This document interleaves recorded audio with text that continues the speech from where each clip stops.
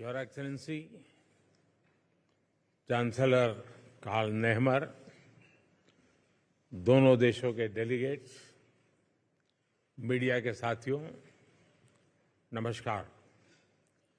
सबसे पहले मैं गर्मजोशी भरे स्वागत और आतिथ्य सत्कार के लिए चांसलर नेहमर का आभार प्रकट करता हूं। मुझे खुशी है कि मेरे तीसरे कार्यकाल की शुरुआत में ही ऑस्ट्रिया आने का अवसर मिला। मेरी यह यात्रा ऐतिहासिक भी है और विशेष भी है। 41 साल के बाद किसी भारतीय प्रधानमंत्री ने ऑस्ट्रिया का दौरा किया है।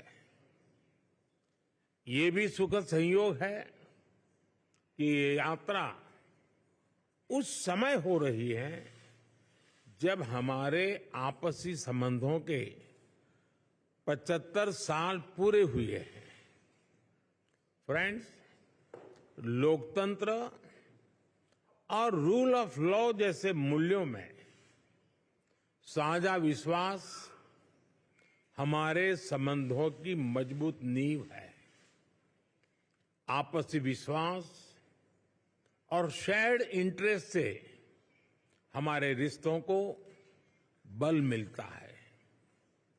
आज मेरे और चांसलर नेहमर के बीच बहुत सार्थक बातचीत हुई। हमने आपसी सहयोग को और मजबूत करने के लिए नई संभावनाओं की पहचान की है। हमने निर्णय लिया है कि संबंधों को स्ट्रैटेजिक दिशा प्रदान की जाएगी। आने वाले दशक के लिए सहयोग का खाका तैयार किया गया है। यह केवल आर्थिक सहयोग और निवेश तक सीमित नहीं है।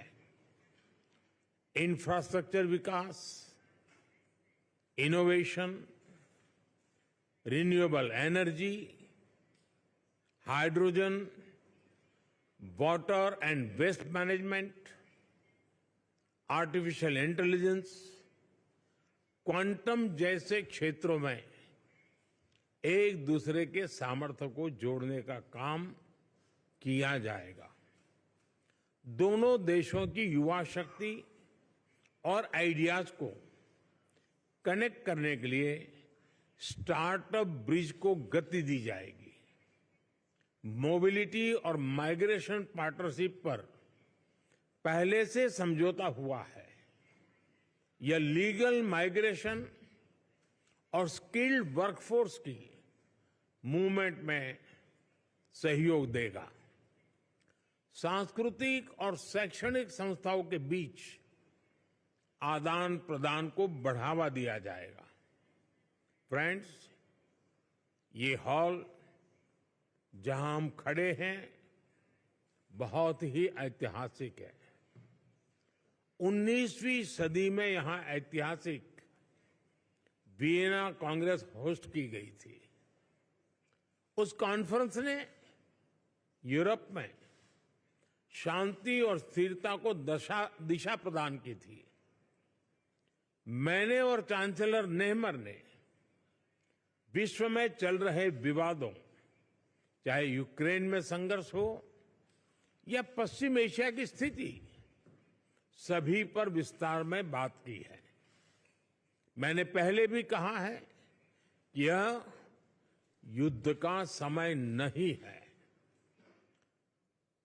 समस्याओं का समाधान रणभूमि में नहीं हो सकता। कहीं भी हो, मासूम लोगों की जान की हानि स्वीकार्य नहीं है।